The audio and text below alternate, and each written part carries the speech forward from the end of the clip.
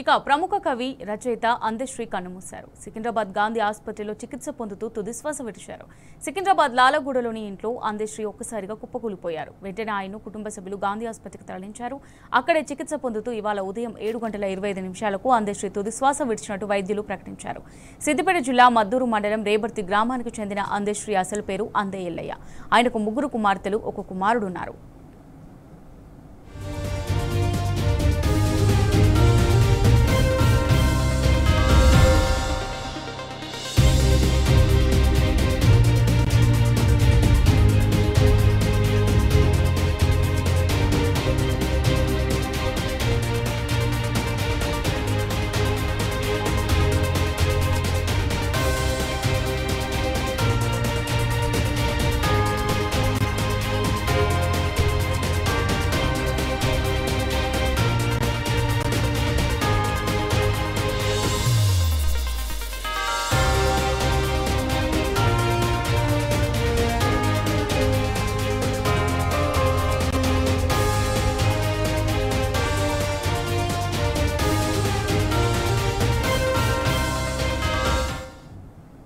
అందశ్రీ తెలంగాణ ఉద్యమంలో కవిగా కీలక పాత్ర పోషించారు. ఆయన రాసిన జయ జయ హే తెలంగాణ జునని జయ కేతనం పాట తెలంగాణ ఉద్యమంలో మారుమోగింది. చదువు లేకుండా మట్టి ప్రేమను గుండె తడిని నిండిన అనేక పాటలు అసువుగా పాడేవారు అందశ్రీ. ఆయన సాహితీ సేవకు గాను కాకతీయ యూనివర్సిటీ నుంచి గౌరవ డాక్టరేట్ అందుకున్నారు.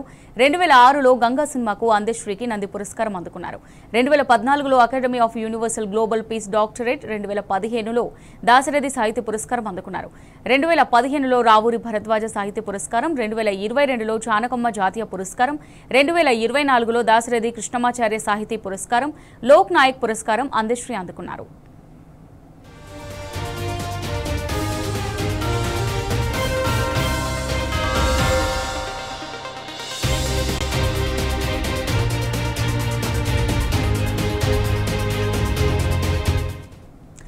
రైట్, దీనికి సంబంధించి మనతో మాట్లాడడానికి కవి అలాగే ఎమ్మెల్సీ అయినటువంటి దేశపతి శ్రీనివాస్ గారు ఫోన్లో సిద్ధంగా ఉన్నారు. రైట్, చెప్పండి సార్, మరి తెలంగాణ ఉద్యమ పోరాట సమయంలో తన ఉద్యమ గీతాలతో ప్రజల్లో చైతన్యం నింపినటువంటి అందశ్రీ హఠాన్ మరణం పట్ల మీ స్పందన ఏంటి? వారితో మీకున్న అనుబంధం ఎలాంటిది? అందశ్రీ అసలు బయట అంటే ఒక మట్టి పాట భూమిలోకి ఇంకిపోయినట్టు, ఒక ఒక ఒక తెలంగాణ హృదయంతో కూడినటువంటి ఒక సృజన, పాటల సృజన హఠాత్తుగా ఆగిపోయినట్టు. ఇది తెలంగాణ ప్రజానీకానికి, తెలంగాణ సాహిత్యానికి కూడా చాలా పెద్ద లోటు. ఇది చాలా ఒక పెద్ద అడ్డంకి ఒక జరిగిందని అనిపిస్తుంది నాకు, ఆయనను కోల్పోవడం అనేది. అంటే ఆయన పాటని తెలంగాణ యావత్ ప్రజలు ముక్త కంఠంతో పులకించి పాడుకున్నారు. అది జయ జయ జయ తెలంగాణ జనని జయ కేతనం, ముక్కోటి గొంతుకలు ఒక్కటైన చేతనం, సరసరాల చరిత గల తల్లి రాజనం, 10 పిల్లలు ప్రణవీన శుభకరుడం, జై తెలంగాణ జై జై తెలంగాణ. ఈ పాట అసలు మొట్టమొదటి సిద్దిపేటలో తెలంగాణ రచయితల వేదిక సభ జరిగింది.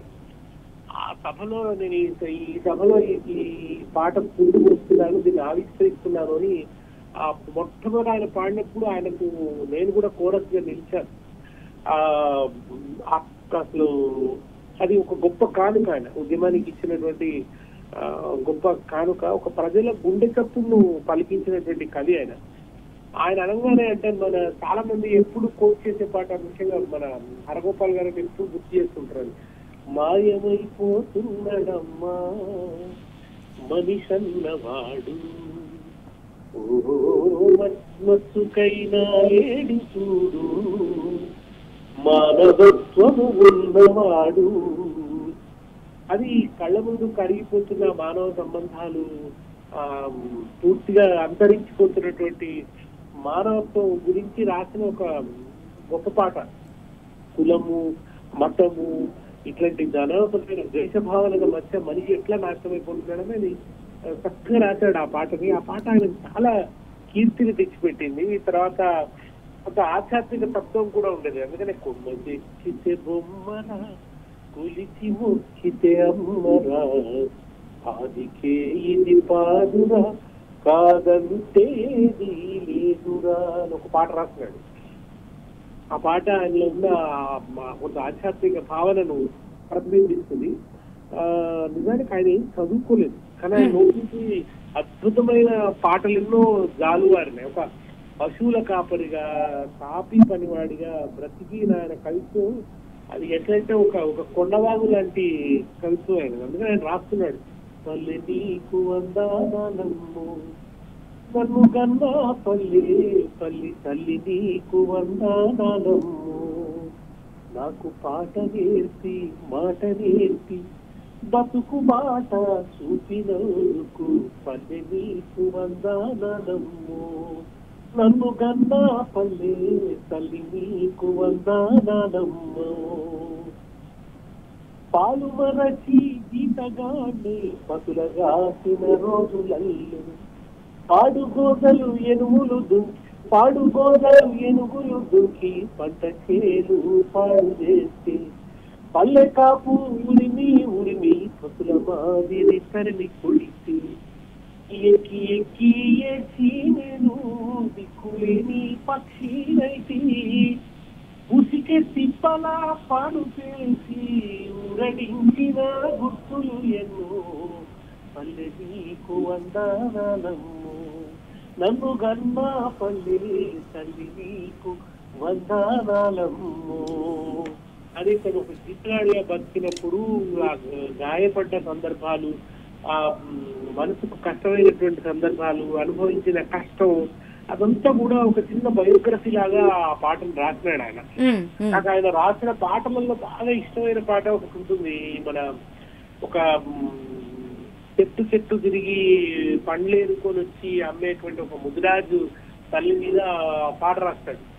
తల మీద చుట్ట బట్ట ఆ పైన పండ్ల తట్ట పండ్లు ఎమ్మంటూ పళ్ళంతా తిరుగుకుంటా బాధట్లా కూసుండని బతుకెల్లా గీసుకున్నా ఎనుగుల్ల ఎల్లవ్వాయేది మా పల్లెలల్లా అందల్లా కాన రాదేమి మా పల్లెలల్లా ఎనుగుల్ల ఎల్లవ్వాయేది నా పల్లెలల్లా కండల్లా కాన రాదేమి. మనిషి అదృశ్యం అయిపోయాడు, ఆ ఎల్లమ్మ అదృశ్యం అయిపోయింది. వాళ్ళిద్దరిని కైగట్టి పాడినటువంటి అన్నశ్రీ కూడా అదృశ్యం అయిపోయాడంటే చాలా చాలా దుఃఖంగా అనిపిస్తుంది. ఇక జయ జయ హే తెలంగాణ గురించి అయితే చెప్పనక్కర్లేదు.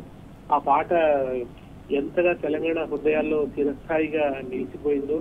కనుక ఆ పల్లెతనము, ఆ మట్టి మధురిమ, ఆ ప్రకృతి పట్ల ఉన్నటువంటి ఒక అపారమైన ప్రేమ, ఇవన్నీ కూడా ఆయన పాటల్లో అద్భుతంగా ప్రతిబింబించాయి.